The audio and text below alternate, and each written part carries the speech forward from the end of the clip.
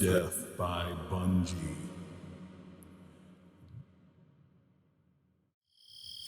Look familiar?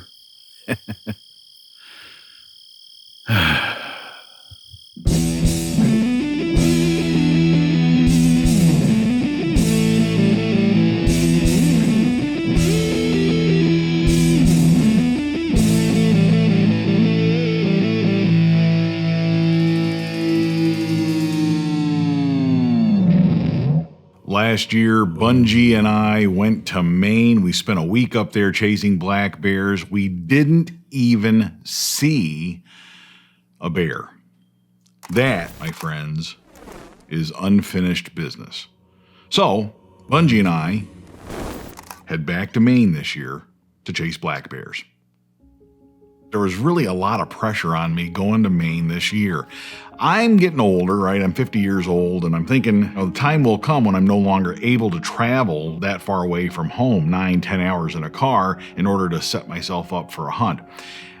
There's a lot of money that goes into these kinds of hunts as well. It isn't cheap, right? Hunting in general is not cheap. Last year, I got shut out of Canada, and this year it's not looking much better for a spring or fall bear hunt to go to Canada because the border with COVID and all that sort of thing becomes a constant issue, something we have to deal with as hunters who might want to travel across international boundaries. And last year, it was actually an issue for me to even go to Maine. I actually had to stay in New Hampshire because Maine had a quarantine in effect, so I wasn't even able to stay in the state where I was hunting. That really reduces your options. When you add to that the fact that states like New Jersey have now banned bear hunting, I'm feeling a sense of urgency here. Bunjie and I want to get this done. And probably the biggest reason I'm interested in this, my daughter Genevieve is going to become a taxidermist. She's actually taking a taxidermy apprenticeship this fall. That's kind of her college, so to speak. And for that, she does have to mount a certain number of big game animals along with some other specimens. One of the animals that she wishes to mount, obviously, is a black bear. Now, if I can bring one home, great.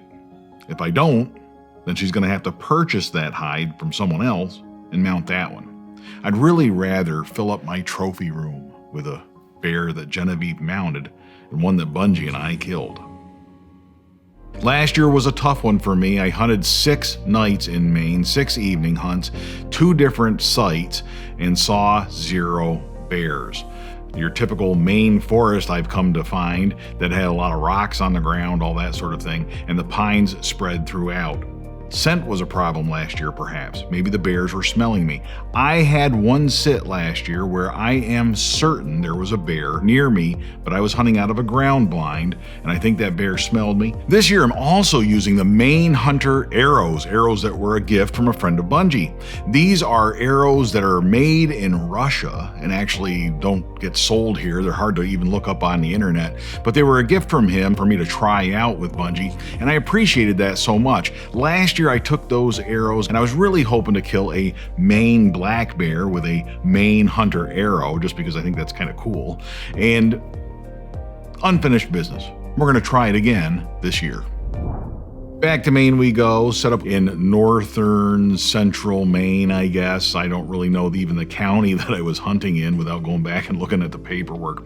We would drive for an entire hour, set a pickup truck, 4 hunters plus the guide in a pickup truck for an hour, heading north into the Maine woods.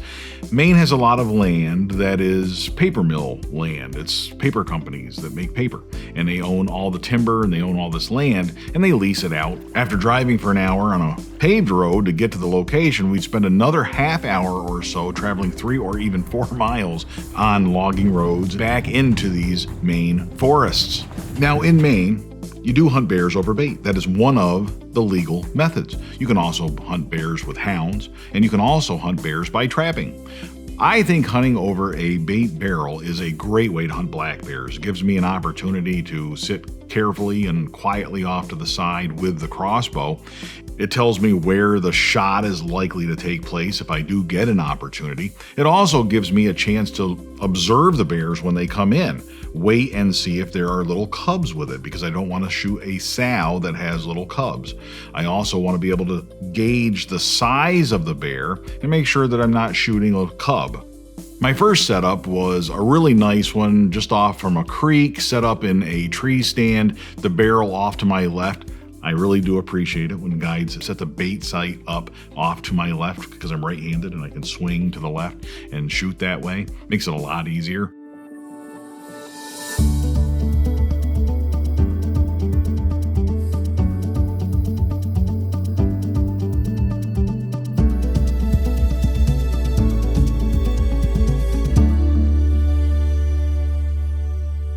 Now, do the bears know I was there? I don't know. But a little red squirrel knew I was there, and he was not happy about it.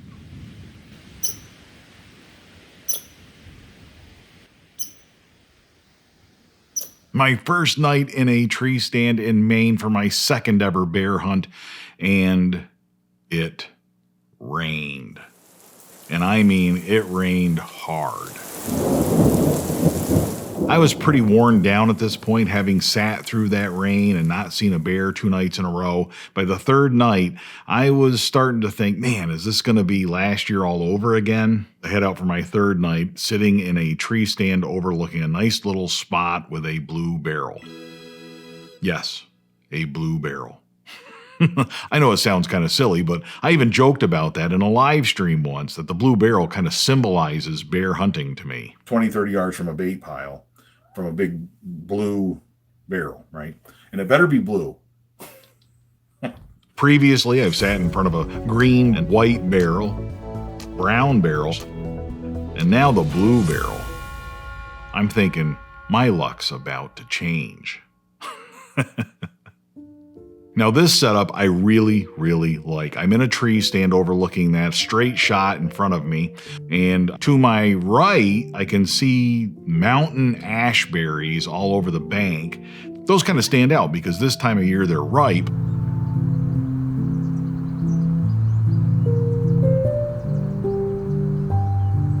I sit quietly, I sit patiently, I sit and try not to have too much movement in that tree stand. I kind of like the way it's set up. Out in front of me, there's plenty of thick brush on the ground, but where I am up in the tree stand, I have a clear shot to the barrel. That tells me that an animal coming in probably isn't going to be looking up in the tree necessarily, may not see me, but is going to have lots of thick cover to feel more secure. Also going to have lots of thick cover to sort of break up any movement I might make. After a few hours, I start to hear some chatter on the knoll off to my right, up on the hill. It's another red squirrel, and he's not happy. At first, I'm thinking, oh great, now I've just irritated another squirrel, he's going to give away my location. But then I start to realize, no, this squirrel's not in my vicinity. He's not under the tree, he's not in the tree next to me. This squirrel's actually 30, 40 yards away through the brush, up on the ground or up in a tree on the bank. Something else is probably irritating this squirrel. That chatter goes on for about an hour. I'm not kidding. And that tells me that somebody's up there milling around and not leaving. The squirrel would like for that somebody to leave, but they're not going anywhere. This starts to get my hopes up. I start to think there's probably a bear up there, sitting around, smelling, trying to see if it's safe to come into the barrel. Bears are not just looking for humans, for hunters, but they're also concerned about other bears. And they probably do hang out a little bit off in the distance before they come to these barrels. That only makes sense to me. Eventually, the squirrel's chatter stops, and I see off to my right, coming down the bank, a black bear. My first black bear I have seen in person while hunting.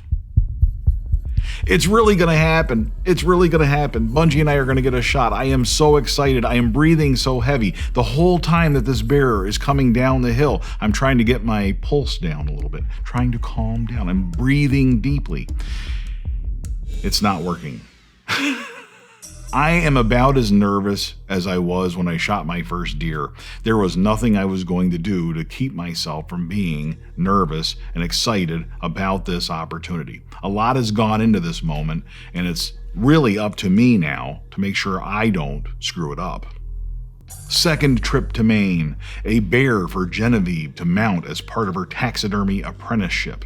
Will there be bear hunting in the future? Will other states continue to ban it? Will COVID ban my bear hunting? All of this is running through my head. The bear comes down the bank and it's stopping from time to time, and I'm thinking, is the bear cautious or what's going on here? Is it just not going to come into the barrel? Am I going to just see a bear and not get a shot? And then I start to realize it's probably eating those mountain ash berries. And I'm thinking, man, don't stop there. I know the mountain ash berries, they're great and all, but why not come down in here and have some of the trail mix and all the other goodies that are in this barrel? While I'm waiting for this bear to come down there, I get to sort of assess the situation. I don't see any other movement. I don't see any other bears. That tells me it's safe to shoot this bear if I'm satisfied with its size. If Bunjie is happy with its size, we're okay to shoot because it's not a sow with cubs. Finally, this bear makes it to the bottom of the hill and parks just off of my view, barely where I can see the black through the leaves, right there near the bait site. Probably the bear is smelling the guide had been there.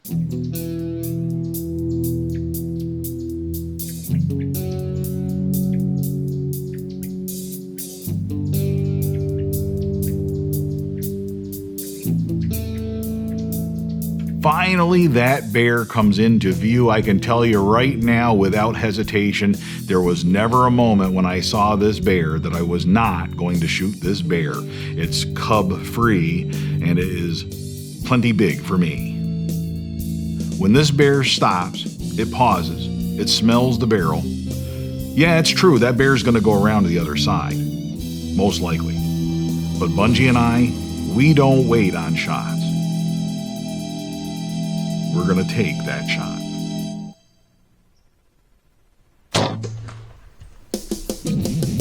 I watch that Lumina go through the air. I watch it through the scope. I watch it make contact with that bear and my heart sinks. I realize that that shot is farther back than what I wanted. Now, with a bear, you're not hugging the shoulder. Bears have a lot of fat. It's very important that you get a pass through. The main hunter is a heavier arrow. I'm very happy with that. My total arrow rig is around 506 grains with this setup. And I do have a Swahacker 3-inch 150 grain broadhead ready to push a hole through the far side of that bear. But that's not where I was aiming. I was aiming a little bit forward of that. The bear eased forward and that broadhead goes a little bit farther back than what I would like. The bear runs off. I hear all the crashing, I hear all the thrashing as it runs through the brush, and all of a sudden, all of that stops. It goes dead. Dead quiet. I'm listening, waiting for a moan. I'm listening, waiting for that bear to crash. And I don't hear anything. After stopping for a short period of time, the bear just begins to walk off.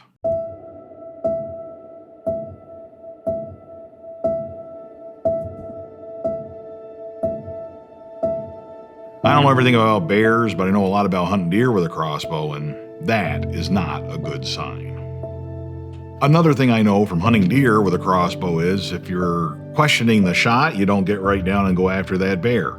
I had joked with people at bear camp that if I shoot a bear, I'm going to go track it myself and find it, and I'll drag it out myself if need be.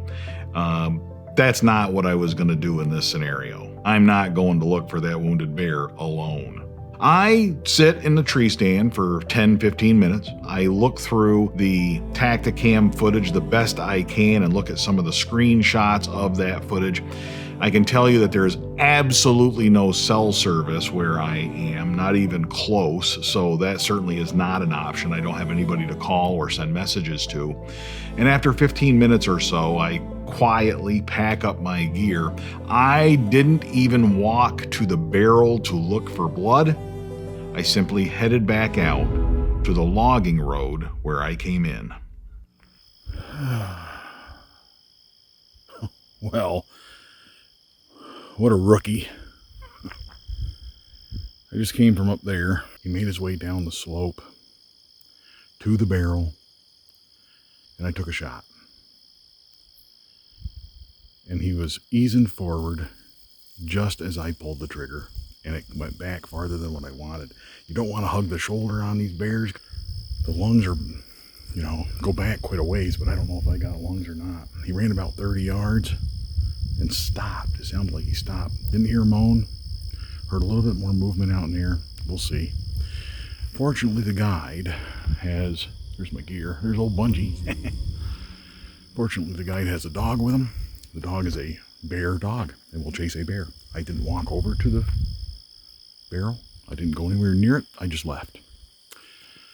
We'll see how we make out. One of the reasons that I didn't go traipsing all over the area was because my guide has a dog, a bear tracking dog, Old Blue.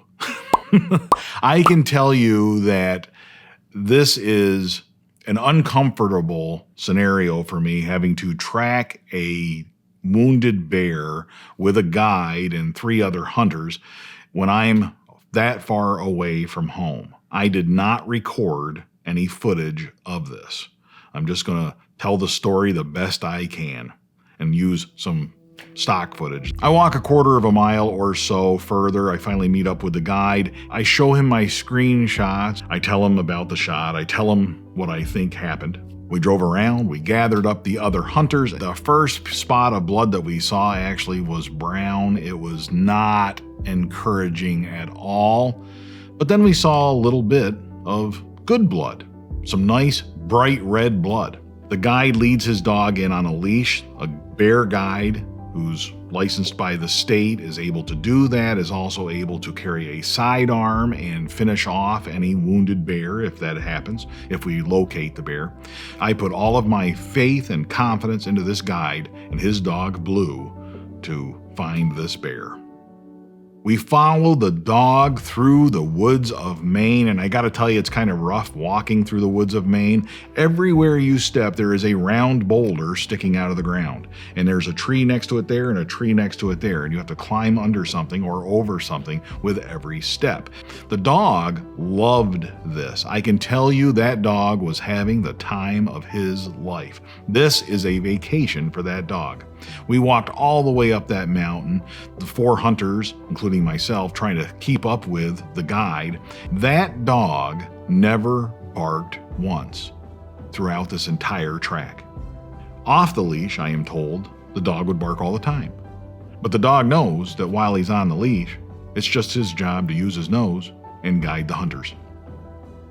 And that's just what he did. All the way up to the top of this mountain, we tracked all the way back down. We had a decent blood trail, and we stayed on the last blood from time to time to make sure that we could continue to mark the trail, to come back to it in case the guide and the dog needed to restart. We were up there for an hour and a half. The dog did have to restart one time, but kept leading us to more blood. After an hour and a half of trekking through the woods and following the dog, I hear the guide saying that he saw the bear, that he bumped it. That bear is still alive. That bear is on the move. We pick up the pace, and I'm telling you, the ups and downs, the emotional roller coaster that I'm on, it just kept building. The guide and his dog are able to keep up with this bear. In fact, they're closing in on it. He has visual of it heading through the woods, going down the hill, across the road where we drove in, and across the creek on the other side. We come to the creek, and I can see, without stepping in the creek, the bear had laid in that creek because the creek is red with blood. It is very obvious that this bear is hurt badly. The bear is not moving very fast anymore. The bear is ready to give up. Before I can step down into that creek, I hear one of our hunters yell, "Off to the left!" Then I hear my guide take a shot. Pop, pop, pop, pop. 4 or 5 shots later, through the woods, I hear my guide say, dead bear. I yelled at the top of my lungs. I jumped into the creek. I gave another one of our hunters a big hug, and I'm telling you, I was pretty emotional. But Bunjie and I, we got our bear. This really was a team effort. I have to thank Sean and Dave and Scott. It's a pretty grainy picture, I know, and it's all I have of our friend Blue, but I gotta tell you, Blue, Matt, thank you guys. In the coming weeks, I'll be doing other videos about why you should hunt bears with a crossbow. I'll also do a video about eating bears and how to prepare it and other great reasons to hunt bears. 160? Yeah. 160. And of course, there's another shot analysis video coming too, because this video really gives us a lot to talk about. Until those videos, and until next time, all hail Bunjie. We cling to our guns and religion, full auto castle doctrine crossbows too. School is out when buck season opens, and we've got oil and gas for you.